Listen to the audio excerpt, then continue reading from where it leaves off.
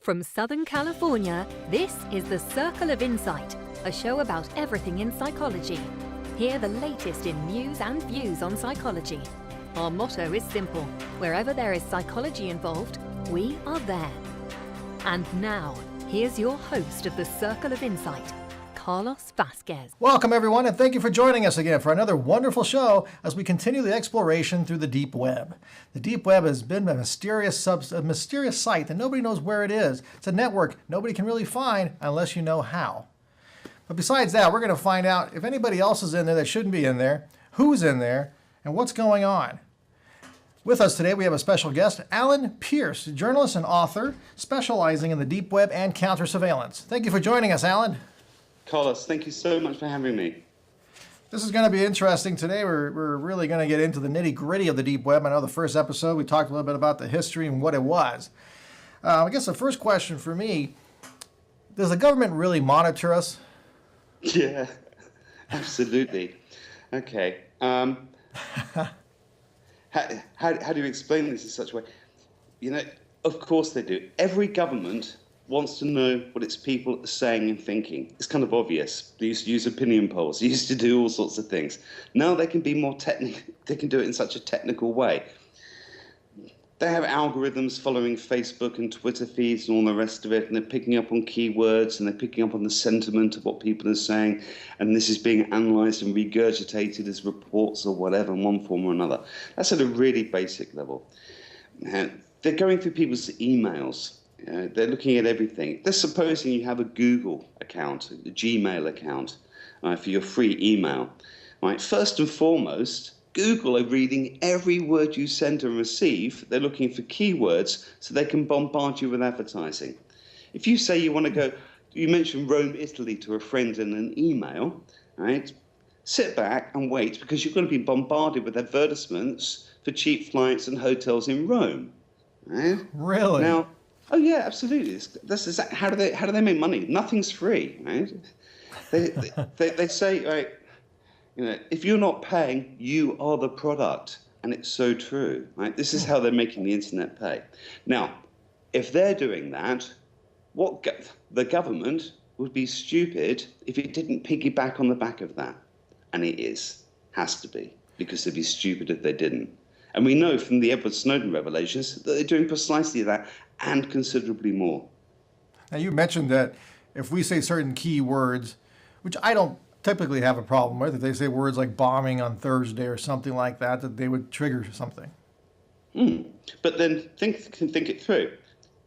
What terrorist of any intelligence is going to say we're going to bomb the convention center at 4 o'clock on Thursday? They're not, are they? Right? They're just Probably not. Right? And if they're even going to use Gmail or any service like that, and they'd be pretty stupid to do so, they would talk about, they'd choose keywords. They wouldn't say convention center. They'd say, you know, Zone K or something like that, right? So you wouldn't know what they were talking about in the first place. And this is actually the joke. The fact that, you know, we now know, thanks to Edward Snowden, that they're monitoring all of us in the US, in Britain, all over the place. They're monitoring everybody. They're looking for keywords in our emails. But they know full well that terrorists, extremists, pedophiles, whoever you like, don't communicate this way. They have completely secure means of communication that anybody can acquire within 15 to 20 minutes of understanding. So you have to ask the question, why are they monitoring all of our cell phone calls, all of our emails, all of our internet browsing habits, all the rest of it? It's nothing to do with terrorism or the war on drugs or any of those things that they may pretend that it's for. It's not. It's about control. You mentioned something I wanted to explore a little bit too. I know we've had a prior conversation discussing secured sites. You were talking about certain groups that are guarding. What are they guarding? Yeah, okay, for example, right, ISIS, all the rest of it. Before this, you know, I know, all sorts of groups, right? They have a web presence, not necessarily on the regular internet that you're going to find through Google, right? But on another level of the internet. Now, governments can't take their websites down. They can't take their websites down because they do not know where they're hosted. Now, you can have a system, they call it bulletproof hosting. So you might approach the Russian mafia, for example, for a good hosting deal somewhere where the feds cannot come and kick your door down, where a court order is entirely meaningless, and they might put your hosting somewhere like northern Iraq or within Syria. And they have such horrifyingly scary bad guys looking after that facility. No one is going to screw with them. So you can have totally bulletproof hosting. No one knows who you are or where you are. And even if they pin it down to northern Syria, what are they going to do about it? Yeah. That's disturbing. That's utterly disturbing, yeah. And for everything, people can think of, someone will find a counter solution. Yeah? So here we have the government monitoring all of us, and I'm saying suddenly they're missing the point, they're barking up the wrong tree, because bad guys, if they want to hide, can hide very, very carefully, very, very easily, and no one will find them. We're going to do one more topic on the dark side of the deep web, and then we'll start going to the good side and some wonderful ideas you had. But before we get to that, I wanted to talk a little bit about that Silk Road that you mentioned in the last episode. What was it, and how did they catch them?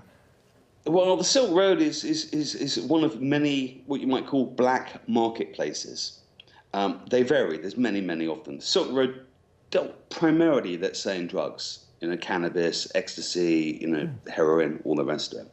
And you could mail order in the same way that you might order something off Amazon or eBay.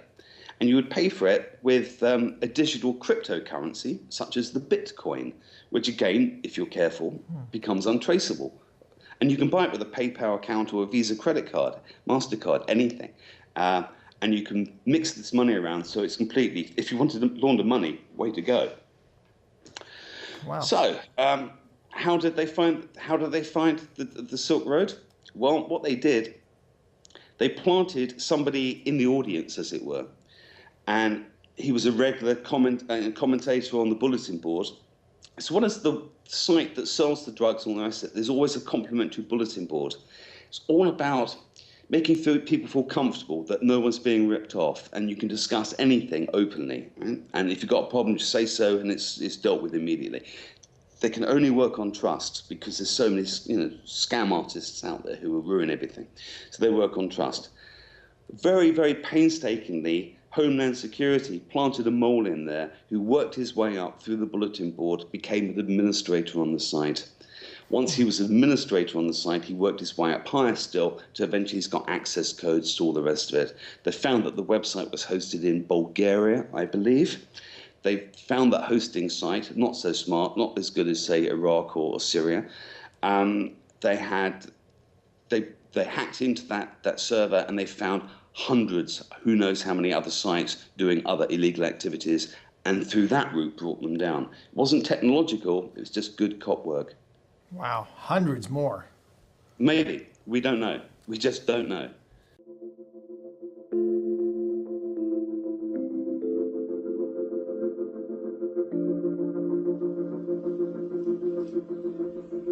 Hi, welcome to Adelante.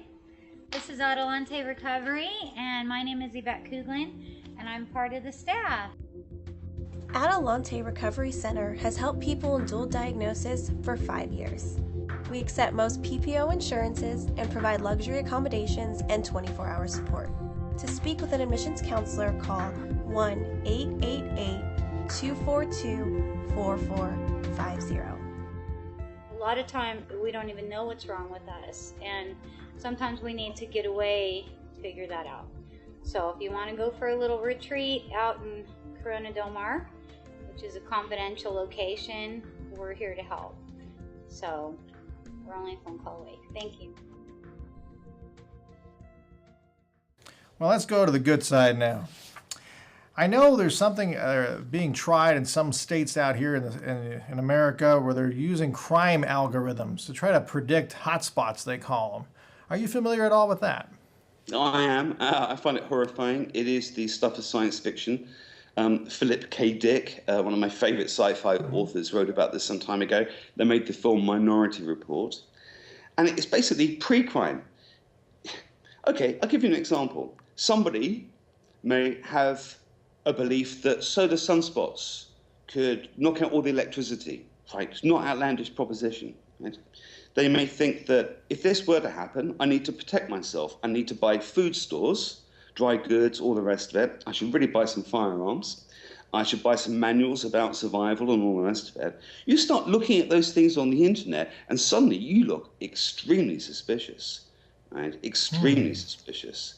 Now, our person in this hypothetical scenario here is worried about sunspots, but he might be showing the same pattern as somebody who might want to blow up a government office, Now, that would lead them to all sorts of problems. We've got things like 12-year-old children on airline no-fly lists.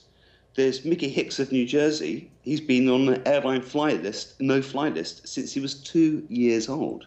2? Now, 2. Now, seriously, no human is going to really suspect a toddler, a small child, right, of being an Al-Qaeda operative or working for ISIL, right?